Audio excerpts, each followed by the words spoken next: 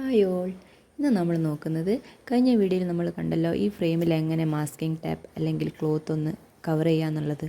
ഫ്രെയിമിനെ protect ചെയ്യാനും നമ്മളെ ക്ലോത്തിനെ protect ചെയ്യാനും വേണ്ടിയിട്ടാണ് നമ്മൾ അങ്ങനെ ചെയ്തിട്ടുണ്ടായിരുന്നത്.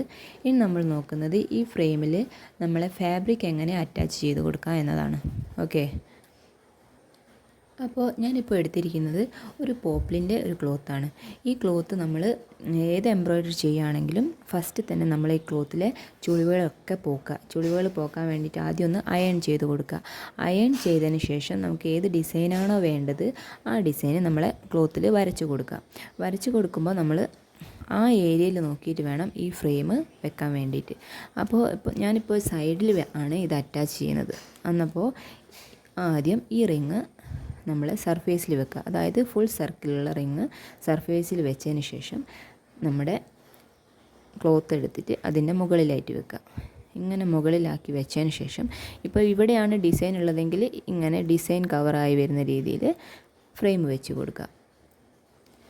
അതിനുശേഷം നെക്സ്റ്റ് ഫ്രെയിം എടുത്തിട്ട് നമ്മൾ ഇതിൻ്റെ മുകളിലായിട്ട് ഇതിലേക്ക് ഇങ്ങനെ പ്രസ് ചെയ്ത് കൊടുക്കുക.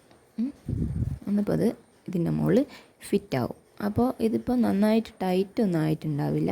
അപ്പോൾ ടൈറ്റൻ ചെയ്യാൻ വേണ്ടിയിട്ട് നമ്മൾ ഈ ക്ലോത്ത് വലിക്കുന്ന ടൈമിൽ ഈ ഫ്രണ്ടിലും ഇതിൻ്റെ ബാക്കിലുമായിട്ട് നമ്മളൊന്നിങ്ങനെ പിടിച്ചു കൊടുക്കുക. ഇങ്ങനെ പിടിച്ചു കൊടുത്തതിന് ശേഷം വേണം നമ്മൾ ഈ ക്ലോത്ത് മെല്ലെ മെല്ലെ ഒന്ന് പ്രസ് ചെയ്ത് വലിക്കാൻ വേണ്ടിയിട്ട്. നന്നായിട്ട് ടൈറ്റ് ആവണമെങ്കിൽ നമ്മൾ ചുളിവൊന്നുമില്ലാതെ ഇങ്ങനെ റൗണ്ടിൽ എല്ലാ ഏരിയയും നന്നായിട്ട് വലിച്ചു കൊടുക്കുക.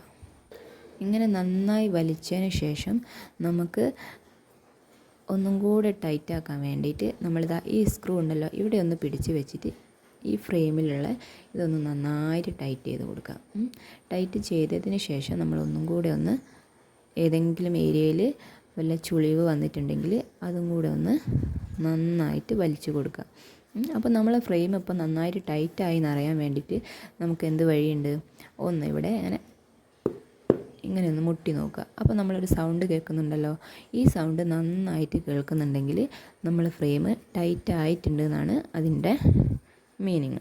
ഓക്കെ, അപ്പോൾ നമ്മളൊന്നും കൂടി മുട്ടി നോക്കാം.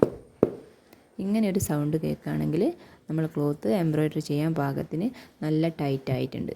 അപ്പോൾ ഇങ്ങനെയാണ് ക്ലോത്തിൽ ഫ്രെയിം വെച്ച് അറ്റാച്ച് ചെയ്യേണ്ടത്.